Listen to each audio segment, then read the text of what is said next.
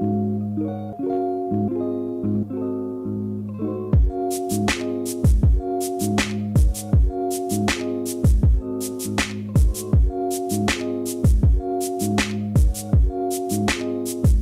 everyone, and welcome to another Yogi Misfit Sessions. My name is Danny Pomploon, and I'm your host.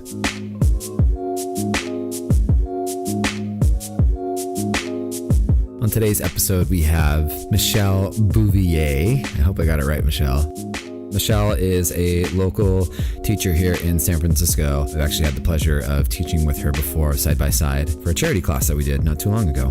She talks about alignment, and we talk a little bit about like classic yoga alignment versus what we're starting to learn about the body and fascia. It's just a really interesting way, as I've never thought about it myself, but we see a lot of things in yoga as linear, and it's not necessarily how things are all the time. So we get really nerdy in this episode, which I totally love. As you guys know, I'm a big fan of nerding out on the human body. Oh yeah. Let's thank our friends over at SF Yoga Magazine for all their support. They are really the best. Go check them out, yogis. And they have all their events that are in the Bay Area. You can check them out on there. Actually, Bay Area and beyond. Without further ado, here goes session 52.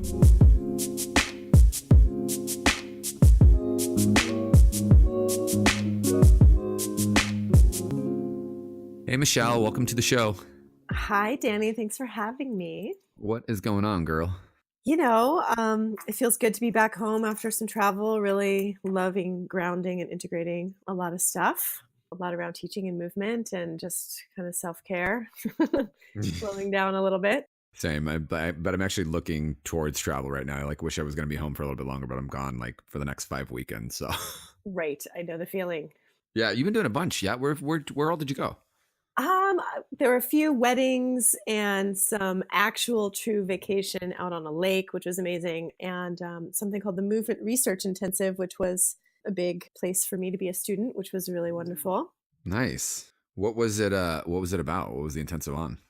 So it was bringing a few different perspectives, but mainly the perspective of the Axis syllabus, which is something that I study, to bear on yoga. And what was interesting is the Axis syllabus is a group of movement researchers and mostly dancers, but now it's filtering into lots of other formats. And this was the first time I'd been at an event where it was more full of yogis than dancers. So it was quite interesting, the conversations that we had and where we're all kind of taking our own practices and teaching a little bit into new territory.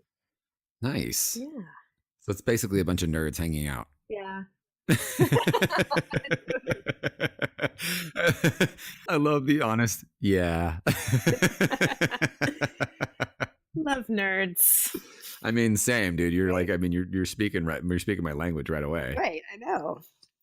Well, let's dive into it. So speaking of being super nerdy, we're going to chat today a little more about movement science, which you're going to help me break down, and then the difference between that and yoga alignment. So let's start with one, movement science, what you consider it, how you would define it, and what makes it what it is. Let's start there. Okay, cool. Well, I think it helps just to have a tiny bit of background. I've been practicing yoga since I was 15, and I also have been active in many different other ways, swimming and roller skating and hoop dancing and acro yoga and acrobatics and all kinds of different things, a little bit of martial arts in there. And all along that way, I was super fascinated with the body and studied therapeutic yoga and a lot of alignment biomechanics kind of from that perspective. Sure. And then had my own injuries where the information that I already had wasn't actually helping me. And in some cases, it was kind of aggravating some of the injuries. And so when I say movement science, it's definitely a loose term. And I would say that my definition is probably my own. There's a lot of other people using it and they might define it differently. But, one thing with all information out there, all subject matter, is it's emergent. It's always moving forward, either refining or adding, expanding. And the same is true for our understanding of the body. Mm-hmm. And one of the things that's really interesting is that we've kind of inherited this mechanical model that came from the tool of a knife and cutting the body into different parts. And so in the Industrial Revolution, we started looking at the body and cutting it open and thinking kind of like a machine. Right. And how everything interacted. So that framework really colored the way we looked at things, like, oh, this muscle moves this bone, this joint. And what's kind of happening in both the medical world and academic world, and a lot within the manual and movement therapy world, is understanding a lot more about fascia in particular. Yeah. And that Yeah. ripples out into everything, because now we step back, and the reason why we didn't see literally the fascia is because they were like scraping it away with the knife. Right. Didn't we comment something online where there was like this article, they're like, medical breakthrough, fascia is now a new organ. And we're like, no, it's actually been a thing for a while. Yeah, that was interesting. Was that like April, I think? It was earlier this year. I know it was for sure this year. And I remember me Yeah. and you both got like tagged a post, or it was something on social media where we were like, this isn't a newsflash. Well, yeah, they call it the interstitium now. And, Yeah. it's interesting because fascia has many different morphologies. And I really want to know, I haven't talked to anyone who did those studies. Like, I'm actually curious if they're talking about one certain morphology of the fascia, because we're finding that it's innervated, it's part of the nervous system, it's full of endocrine molecules, it's part of the endocrine system, it's related to the immune system, it's related to our proprioception and our emotions. And it's really like, do you know the word psychoneuroimmunoendocrinology? I don't. So you can go to college. I wish this. Can I have it in a sentence, please? Right? You can go to college and study psychoneuroimmunoendocrinology, how psychology, neurology, and neurochemistry, immune system, and the hormone system are all totally interconnected and communicate back and forth. And I have this theory that it's really psychoneuroimmunoendocrine fasciology, because the fascia really weaves all of these systems together. And so now we have, I'm diverting from your question, but now we have this like holistic view, and it's changed how we see the things interacting. And so, I feel like where I have studied what I would call movement science has some influence from physical therapy, some influence from Rolfing and these like guys who have been speaking the fascial language for a long time, like Tom Myers and Anatomy Trains. Gil Hedley, who is a total genius and has been dissecting cadavers in a whole different way, layer by layer rather than piece by piece. And then movers from different disciplines who a lot of the time went through their own disillusionment and injury and their own kind of personal exploration of how and why. And in this axillologist community, we're all kind of compiling all the information that we can gather and continue to gather into one place. That's the main bucket that I dip into. Nice. Yeah. All right. So now let's tie, I mean, now that we have that background, let's start to talk more about that. Like, how do we start to differentiate the movement science versus like yoga alignment? And I know right now there's like this big, I don't know if you've noticed it, but for me, I've seen that there's a lot of like differences in now yoga and then more movement based stuff. I know movement science itself and actually like adding different primal movements and stuff like that into yoga is becoming a really big thing. Yeah, there's two things. I kind of made 3 points that I feel like are good for yoga teachers and practitioners to chew on, where we're shifting our perspective. But what helps is to see a little bit of like, where did yoga alignment come from? And I really wonder how many of us ask that question. Yeah. Because sure. I only started asking that question in the last couple of years, and I didn't forever. And most of us would say that the general alignment principles that we have learned and transmit have come through Iyengar in some form or fashion. But where did Iyengar get them from, right? Right. Yeah. And uh-oh. you just blew some minds right now. well, it's so much about context, and I think it's easy for us to just say, oh, well, there's just tradition, so I'm going to just learn, but we, let's keep questioning, like, well, where did that come from? Sure. One piece is Krishnamacharya, Iyengar's teacher, individualized the practice. So what he taught to Iyengar was individualized for Iyengar. Right. That was one thing to consider. Mm-hmm. I have not found evidence, but it might be there, that Iyengar studied anatomy at the beginning of his teaching. I know that he did, I think it was eventually. a lot of it was pulled in from like Swedish gymnastics, if I'm not mistaken. I'm actually pretty sure that's where a lot of the inspiration for some of the poses came. Yes, although there was movement in the practices way, way back that was more fluid and spontaneous, like ecstatic expression. Mm-hmm. And then we got to look at that trajectory because there was colonialization and Muslim invasion that took these movements underground. This is a whole other conversation, but I could go really far into it. And yeah, and kind of this, almost, I hate to simplify it, but like patriarchy that took the movement away from the physical practice. And then the gymnastics came and had a huge influence for sure. I am not in the camp that it all came from that. It definitely Right. has an influence. For sure. Same. Um, I don't think it all came from that. I think that it was definitely, like you just said, a big influence on it, but I don't think all of it came from it. yeah. Although I really wonder, what I've heard from Iyengar is that he had a sense of awareness and consciousness throughout his body. And then Krishnamacharya put him on stage and he was trying to, from being seen, then verbalize what he was experiencing so he could teach his students, which Ah, is right. completely valid as a way, but I don't think it's necessarily taking into account, let's say, the geometry of your joint surfaces. Right. And so, we've kind of inherited that. And some of the things that we've inherited are trying to make ourselves look like a particular shape because we see the shape. Photography actually had this influence on us too, versus a real prioritization of interoception of the inner experience. So you'll get this because you also did some work with Noah, but I'm doing Noah's training right now, and module 1 happened, and I was like, what just happened to my entire yoga teaching? Oh no. Because it was really like, what is alignment? What is a pose supposed to look like? How is that different in your body versus someone else's body? Why would you shift it in the other body? Is it supposed to look the same? And we started breaking down, like, I guess, the subtle nuances of like why you change it, how it shifts, how it's different when you turn a toe. You know what I'm saying? It's really customized and individualized to that body. There is no right or wrong recipe on how to make it work. Yes, completely. And it's so important. Just that one piece that no one way is going to work for everyone. Right. Right. That covers a lot. Yeah, Actually. totally. Every yoga teacher out there right now is like, stop, Danny, stop the show, stop the show. Well, here's the thing. It sounds kind of overwhelming, but for me, like what happened was I was kind of mentally indoctrinated into a system that I kept believing would heal this car accident story. And just by giving myself the smidgen of permission to really listen and feel helped so much.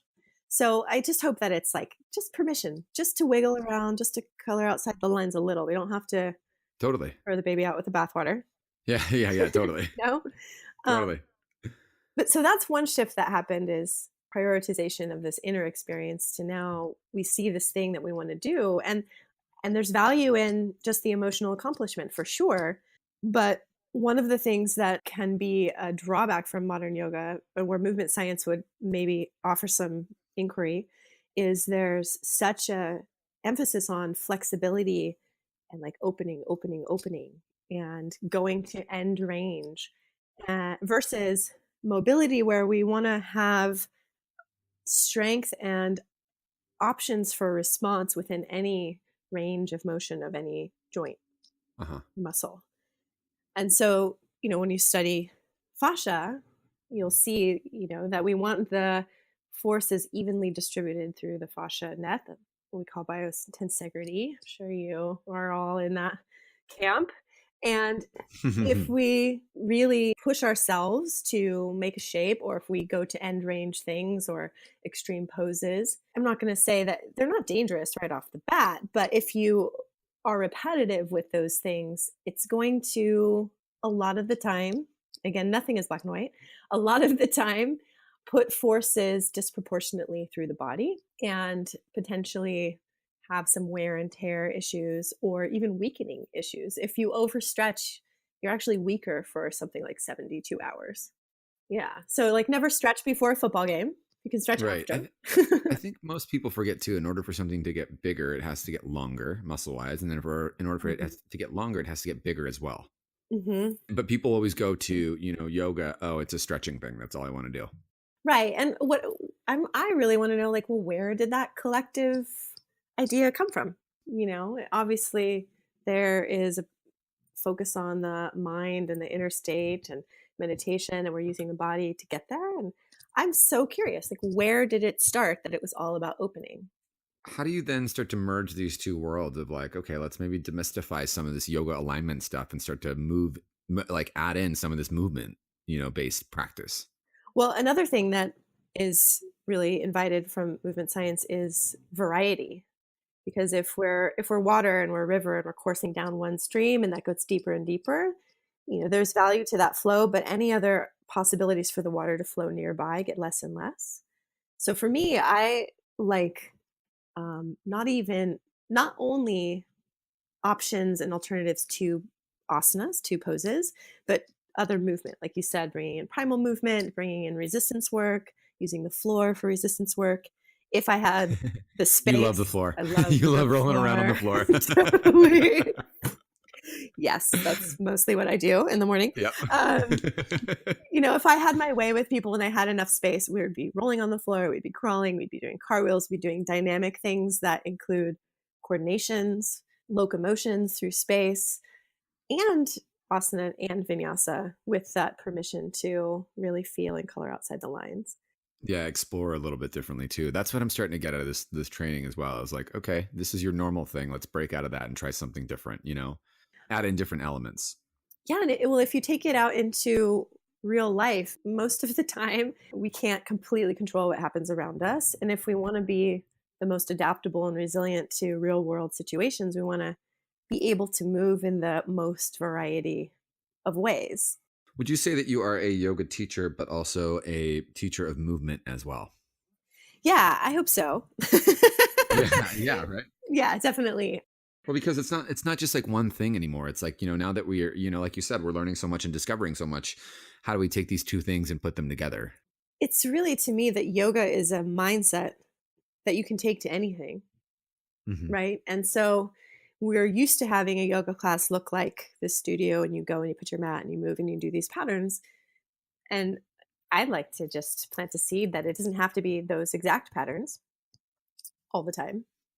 Right. It could be a little bit of that and a little bit of this and a little bit of spice, and and in the end have a little bit more functional value for life, hopefully. I'm not saying that Mm, asana doesn't, but it's all a matter of degree, because I reached the point where I was so devoted to asana, that was the main thing I did, that after a while, like, I couldn't do other things that I used to love to do, because I was my body was so trained in these certain forms. But really, I want to be as mobile and playful and free and resilient as possible. So yeah. that's where the variety to me really comes in. Same. I love that, one, that you're having this conversation, but two, I know that this movement is like happening. It's like, Mhm. one, it's happening for me. But two, like, you're starting to see it in other areas of practice, and you're also starting to see people inquire more and started, like, there's a lot of it happening online and on Instagram specifically. I'm starting to see like, oh, okay, people are starting to break open this other seal over here and letting it come out. Yes, it's totally 100th monkey thing happening. Yeah, yeah, that's awesome. I would add one more little thing, and this is the one that tends Sure. to break people's brains just a little bit. Yeah. Yeah, Uh-oh. but I like, and again, it's just invitation and permission. Don't trust me either. Question me, question everything, question everyone. Sure. Test it out, Yeah. right? Um, is that when you start to study the geometries of the body, nothing is flat or straight or linear. So when we train in straight lines or single planes or parallel, and it's funny because those are kind of the things that we have to effort ourselves into. Like if you're in Mhm. Warrior 3, it's effort to square your hips. Right. And if you look at the joint surfaces, it actually is not the most in line with our shape and structure. I see what you're saying. So nothing Like I am really not a fan of parallel anymore. So it's funny because I'll teach and sometimes I got to come I take your don't class have soon. time to explain it all. So I'll just take one snippet and apply it to like one pose and let's try it this way. And what happens is, have you heard the term joint centration? Because this is like kind of, I've known of the concept, but that term for me has only been in the last like 6 months to a year. It's when the Mhm. joint is most snug or nestled so that the surfaces are evenly distributed. Nothing is pushing or jamming or pulling slightly apart. And our joints to be centrated, to have the force distribution and the force pass through the joint and not like jam into the joint or pull from the joint or like break out from that spot. Everywhere that I can think of is not a straight line, which then like I am still unpacking all of the implications of that, right? And how, Why did you go there? Why did you go there? because I feel like it's one of the most important things for us to really keep the practice sustainable, actually. To continue to inquire, I think is important too. Yeah, and to not just blindly trust anyone or anything, including me. Like, I'm happy to explain everything that I have come across so far. I do not know everything. I'm still learning. And, for all of us to really take the authority for ourselves. And I think that's happening more and more, but it's easy to get really excited. Oh my gosh, yoga's changed my life. And then you go to the teacher training and then you just, you feel you're stepping into this really big river of transmission that has happened for so long that it's easy to kind of like give in to whatever you're being told. And I think more teachers are moving away from that and speaking to that. But I'm seeing it a lot. I mean, in my own teaching, before this training, I was kind of, just playing around with stuff that felt good in my body, but I'm seeing it a lot just as a pattern and a trend. And I know this conversation and movement is like, it's starting to happen, but I have a feeling it's really, really, really going to blow up. Like I can see it coming like right around the corner. It's going to be not the next thing because it's already a thing, but people are going to be more in tune and more aligned to it, because we discover more as we grow and as we, as things progress. So and it is anyway, really amazing to have technology and even our conversation or social media to the conversations are growing because people all over the place are able to tap into the same conversation. oh, Sure. for sure. Yeah, for Mhm. sure. Well, thank you so much for coming on the show today, Michelle. I know we've been trying to get each other. I feel like I'm always trying to get everyone to get on the show, but I'm always like so busy. But I can't thank you enough for coming on today and like you said, starting this conversation, and hopefully it'll have people inquire. I'll make sure I leave all your info down in the show notes. You guys have to explore Michelle. She's really, really, really awesome. She's a powerhouse, and she loves Oh rolling yeah. around on the ground. I give everyone permission to roll around and just move like you are a snake or a kitty cat or a tiger and see what happens. Into it. Let's do it. Until the next Yogi Misfit session, this is Danny and Michelle saying peace out.